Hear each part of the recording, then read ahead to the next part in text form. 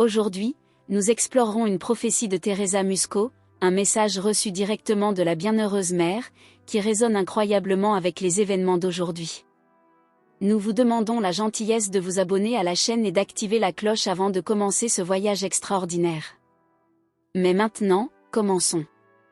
La Vierge Marie m'est apparue pour la première fois le 8 janvier 1948, quelques années après la dévastatrice Seconde Guerre mondiale. À ce moment-là, j'étais simplement une jeune paysanne, fille d'agriculteur modeste, vivant une vie modeste et simple. Je n'aurais jamais imaginé que mon destin était sur le point d'être écrit par les mains même de la Vierge ce jour-là, froid et tempétueux. J'ai été surprise par une violente grêle alors que j'étais dehors avec des vêtements inadéquats.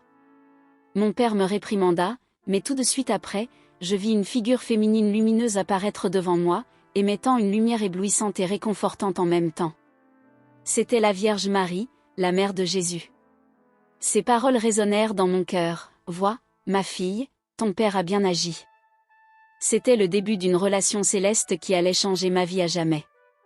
Quelques jours après cette première apparition, la Vierge revint pour guérir une brûlure que je m'étais infligée avec douceur et amour maternel. Elle me dit de garder le secret, de ne le dire à personne, que ma mère me guérirait. Calme-toi. Ce secret devint mon refuge, un mystère partagé uniquement avec la Vierge elle-même. La troisième apparition eut lieu le 17 janvier alors que j'étais à l'église en train de prier.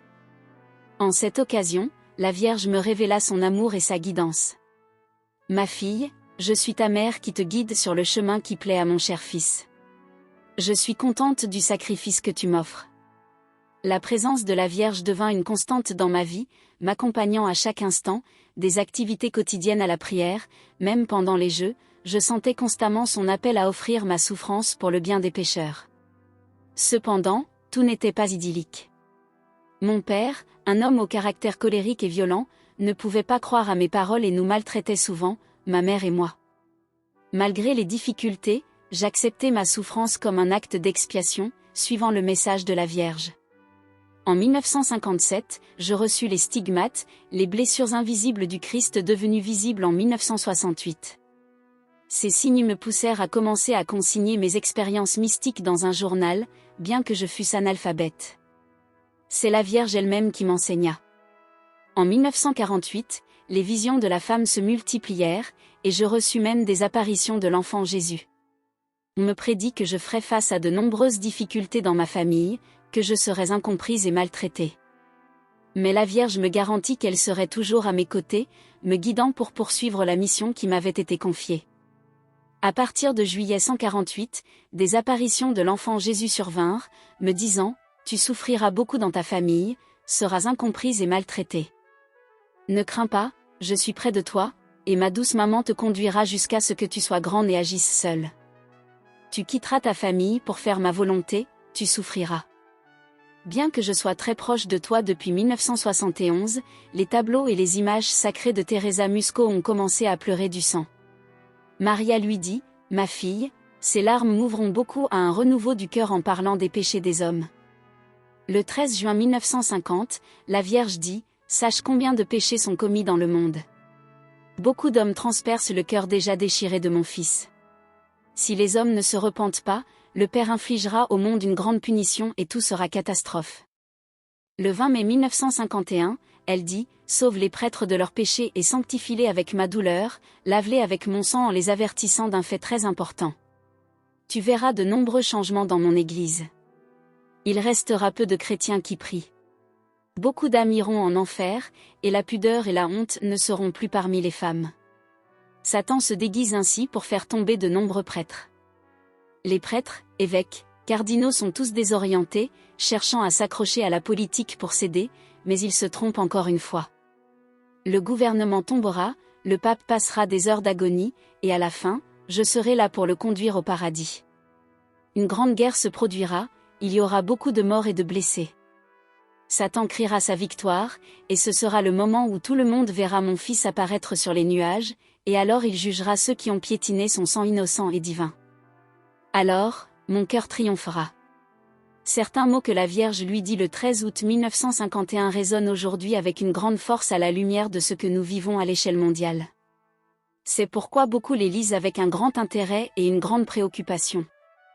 Je suis la Vierge Marie Immaculée, du cœur blessé par la lance, flagellée à la fin, couronnée et ensuite tellement piétinée, ma fille. Je suis ici pour te dire que le Père enverra une grande punition à l'ensemble de l'humanité.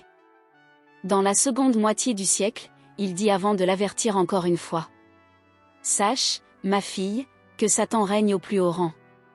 Quand Satan atteindra le sommet de l'Église, sachez qu'il réussira alors à séduire les esprits des grands scientifiques. Ce sera le moment où ils interviendront avec des armes très puissantes avec lesquelles il sera possible de détruire une grande partie de l'humanité.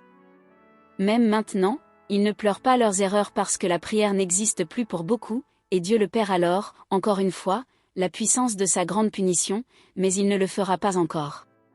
Il attend qu'il demande vraiment pardon. Les épines que tu vois autour de mon cœur sont pour réparer de graves fautes qui sont continuellement lancées contre le cœur de mon fils, ma fille. Je te demande de t'offrir par amour de Jésus et pour réparer les fautes des pécheurs. Maria lui dit que depuis 1972, le temps de Satan et le temps des grandes épreuves commencerait, ma fille. Soyez prudents, car les cardinaux s'opposeront aux cardinaux, les évêques aux évêques. Entre eux, il n'y a pas d'amour, et beaucoup de fils préférés sont sans amour et sont égarés. Ils ne savent plus comment prendre les âmes, mais ils n'arrivent même pas à la prière. Je veux te dire que le monde est si mauvais. Je suis apparu au Portugal en donnant des messages, et personne ne m'a écouté, et à Lourdes, à la Salette, mais peu de cœurs durs se sont repentis. À toi aussi, je veux dire tant de choses qui affligent mon cœur. Je veux te parler du 3e secret de Fatima que j'ai donné à Lucia, et je te dis qu'il a été lu depuis longtemps, mais personne ne s'est prononcé. Le monde marche vers une grande ruine. Le peuple s'égare de plus en plus. Le feu et la fumée bouleverseront le monde, les eaux des océans deviendront feu et vapeur, l'écume s'élèvera, perturbant l'Europe et engloutissant tout dans une lave de feu. Des millions d'hommes et d'enfants périront dans les flammes, et les rares élus restants envieront les morts, car où que le regard se tourne, il ne verra que du sang, des morts et des ruines dans le monde entier. Ce sont les paroles que la Vierge confia à Teresa Musco, qui les consigna attentivement dans son journal. Chers amis et fidèles partisans, nous vous remercions du fond du cœur d'avoir été avec nous dans ce voyage incroyable. Si vous appréciez les contenus que nous partageons et souhaitez rester informés de tout ce que nous avons à offrir, n'hésitez pas à vous abonner à notre chaîne Cœur de Christ prié. Ce sera un honneur de vous avoir dans notre communauté. Cliquez sur le bouton d'inscription et rejoignez-nous pendant que nous explorons, apprenons et grandissons ensemble. Merci pour votre soutien continu et d'être une partie de notre famille virtuelle. Inscrivez-vous maintenant et commentez avec votre pensée sur cette extraordinaire histoire de foi. À bientôt. Ô Marie, Mère de grâce infinie, étoile lumineuse qui guide nos vies dans l'obscurité du monde, nous nous tournons humblement vers toi dans une prière fervente. Reine des cieux, source de réconfort et refuge de nos cœurs, accueille nos supplications avec ton amour maternel qui transcende les limites de notre compréhension. Ô Vierge sainte, toi qui as porté le Christ dans tes bras, intercède pour nous auprès du Père céleste. Que tes douces paroles, prononcées il y a des siècles, résonnent encore dans les cieux en faveur de ceux qui cherchent refuge en toi. Prie pour nous, ô Marie, maintenant et à l'heure de notre passage vers l'éternité. Mère de miséricorde, nous te confions les fardeaux de nos vies, les soucis qui tourmentent nos esprits et les peines qui pèsent sur nos cœurs.